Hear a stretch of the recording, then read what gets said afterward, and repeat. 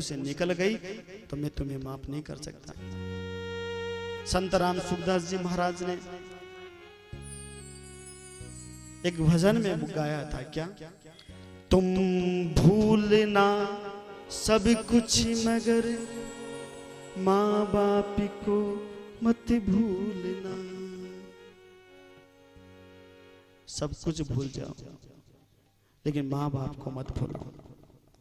एक माँ का मन बड़ा होता है। जब तेरा जन्म हुआ तू बिस्तर गीले करता था, हाँ?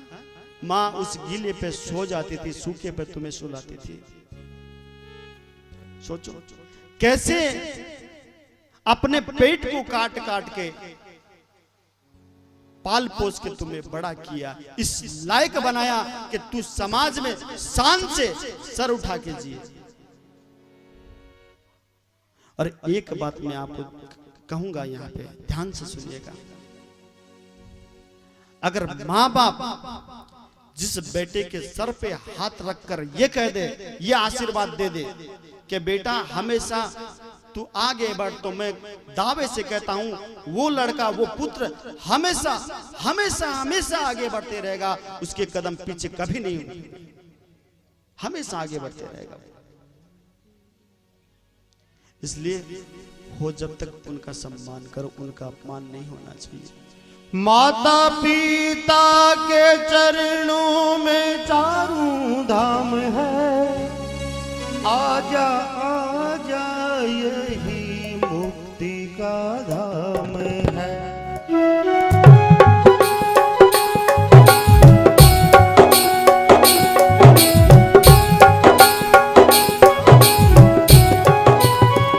ओ माता पिता के चरणों में चारों धाम है, आजा आजा यही मुक्ति का धाम है।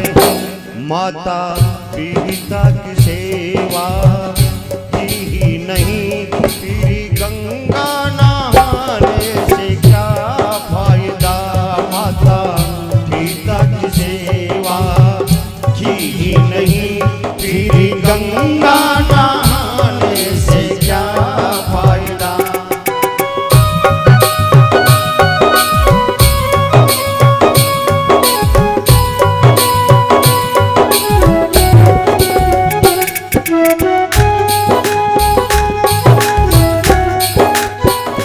मैं तो गंगा गया और काशी गया, गंगा नहाते हुए ख्याल आ गया।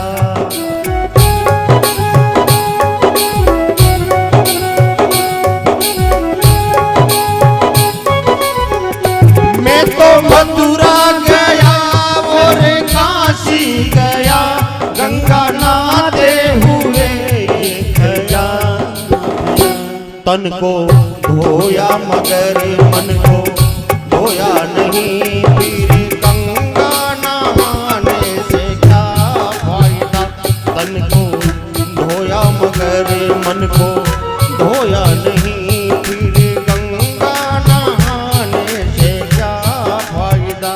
फिर गंगा नहाने से क्या फायदा।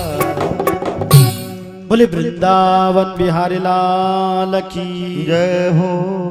आज उद्धव को पत्र लिख दे रहे हैं कि मेरे मैया से कहियो, मेरे पिताजी से कहियो, ब्रज गोपियों के लिए, ब्रज सखाओं के लिए भी संदेश दिया है। देखिए समय भी हो रहा है, सारे प्रसंग को थोड़ा सा अल्प रूप में लेते हुए, सबको भी जल्दी है।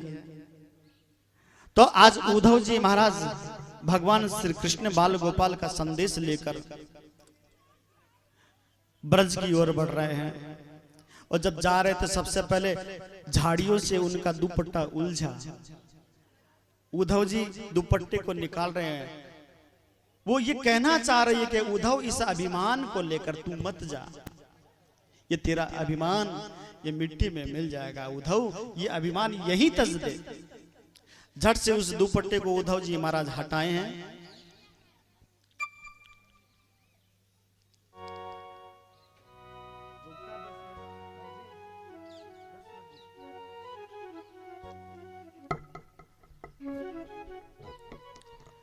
और जैसे ही ब्रज भूमि में प्रवेश किए,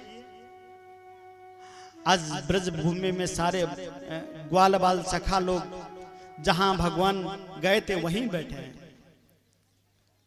अब उद्धव के रथ को जब देखा, सारे बाल ग्वाल सखा लोग उद्धव के रथ के चारों तरफ हो गए और कहने लगे हमारे कन्हैया आ गए, हमारो कन्हैया आ गए। अब उन्हें क्या मालूम कि कन्हैया नहीं आए। और उद्धव जी महाराज कहने लगे भैया हमें तनिक ये बता दो कि मैया यशोदा का महल कहाँ है। आज ब्रज सखा लोग कह रहे हैं उद्धव जी महाराज कन्हैया नहीं आए। अरे उद्धव, जब से कन्हैया गए हैं हवा चलना बंद हो गई, वृक्षों के पत्ते सहमे रहते हैं। यमुना जी में वो तरंग नहीं है उद्धव, यमुना जी में वो तरंग नहीं है। और तू मैया यशोदा के महल का पता पूछ रहा है। उद्धव नीचे देख, नीचे नीचे देख। उद्धव जी ने देखा तो एक पनारा, एक नाला पानी का बहता हुआ जा रहा था। उद्धव उसमें पैर रख रखे थे। कहा उद्धव ये कोई साधारण जल नहीं है। तो सहस्त्र गोपियों, ब्रज सखा, माता यशोदा, नंद बाबा के आंखों से निकलने वाली अश्रुधार है उद्धव, जो आज वो नाला बन के बह रही है, नाला बन के बह रही है। और जैसे ही सुना, झट से उद्धव ने अपना पैर हटाया। इतना अद्भुत प्रेम, इतना विलक्षण प्रेम। अच्छा, हमें नंद बाबा के भवन का पता बताए दो। कि उद्धव पता बताना जरूरी नहीं है, इस नाले के सारे ले जाओ, जहां से ये नाला निकलता है वही मैया यशोदा को महल है। अब उद्धव जी महाराज उस नाले के सारे जाए। नंद बाबा सीढ़ियों में बैठे थे। नंद बाबा को जाके प्रणाम कियो। बाबा मेरो नाम उद्धव, हम आपके चरणों में प्रणाम किए हैं। तो नंद बाबा से वार्तालाप हुई है। और उद्धव जी महाराज जैसे ही अंदर गए हैं तो मैया यशोदा का विचित्र हाल, पल्ले को के पास बैठी है और पल्ले की डोरी पकड़कर पल्ले को हिलाए।